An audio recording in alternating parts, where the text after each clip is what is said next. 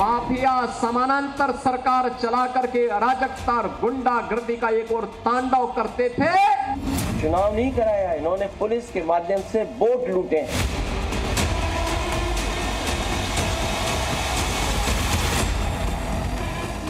ये दरारवादी पार्टी है।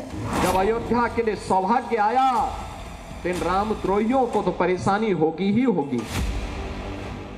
यूपी में 2025 के चुनावी संग्राम की शुरुआत अयोध्या से हो रही है, जिसे 2027 का सेमीफाइनल माना जा रहा है। एक तरफ मुख्यमंत्री योगी आदित्यनाथ अपनी हिंदुत्व की छवि और मजबूत तैयारी के साथ मैदान में हैं, तो दूसरी ओर समाजवादी पार्टी के मुखिया अखिलेश यादव अपनी रणनीतिक सूझबूझ के दम पर बीजेपी को कड़ी टक्कर देने को तैयार है। बीते 2 हफ्ते में योगी आदित्यनाथ 3 बार अयोध्या का दौरा कर चुके हैं। कल मिल्कीपुर में बीजेपी के लिए एक रैली भी करने जा रहे हैं। 11 जनवरी को अयोध्या में श्री राम जन्मभूमि मंदिर की प्रतिष्ठा द्वादशी उत्सव में भी शामिल होंगे। आज आपने देखा होगा अयोध्या इंटरनेशनल एयरपोर्ट बन गया है। आज अयोध्या में इंटरनेशनल एयरपोर्ट, परेशानी समाजवादी पार्टी को। अयोध्या में विकास क्यों हो रहा है, यह परेशानी उनकी है। आज अयोध्या में देश के लिए कनेक्टिविटी है और कुछ ही दिनों के बाद इंटरनेशनल कनेक्टिविटी के साथ अयोध्या जुड़ने वाला है। जब अयोध्या के लिए सौभाग्य आया तो इन रामद्रोहियों को तो परेशानी होगी ही होगी। इस समय यूपी महाकुंभ के रंग में रंगा है। महाकुंभ का आयोजन भी बीजेपी के पक्ष में माहौल बनाने का काम करेगा। करोड़ों श्रद्धालु जब प्रयागराज में जुटेंगे तो पूरे उत्तर प्रदेश में भगवा लहर और हिंदुत्व का रंग और गहरा होगा। योगी आदित्यनाथ इस धार्मिक आयोजन के जरिए अपनी छवि को और मजबूत करने में लगे हैं, जिससे मिल्कीपुर में जीत की राह आसान होगी। नवंबर में यूपी की 9 सीटों पर उपचुनाव हुए थे, जिसमें बीजेपी ने 7 और समाजवादी पार्टी ने 2 सीटें जीती थी। लेकिन मिल्कीपुर उपचुनाव सबसे ज्यादा महत्वपूर्ण है, क्योंकि यहाँ की संसदीय सीट अयोध्या पर समाजवादी पार्टी ने परचम लहराया था। मिल्कीपुर उपचुनाव को लेकर अखिलेश यादव ने योगी सरकार पर निशाना साधा और कुंदरकी में बीजेपी की जीत को संभल हिंसा से भी कनेक्ट कर दिया।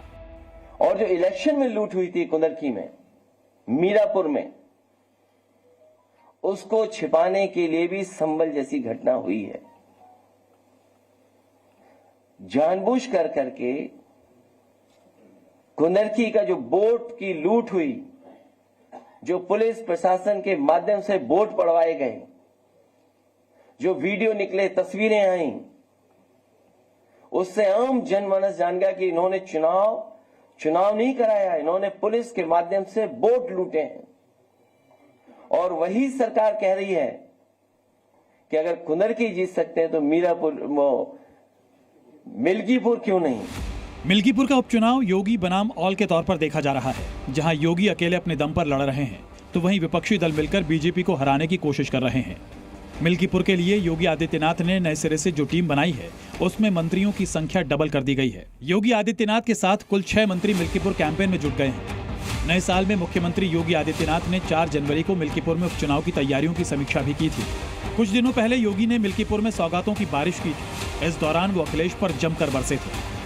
और परिणाम क्या था, ये माफिया की पैरेलल सरकार चलती थी।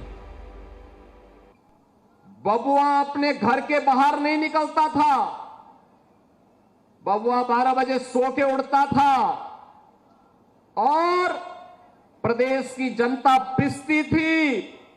माफिया समानांतर सरकार चला करके अराजकता और गुंडागर्दी का एक और तांडव करते थे।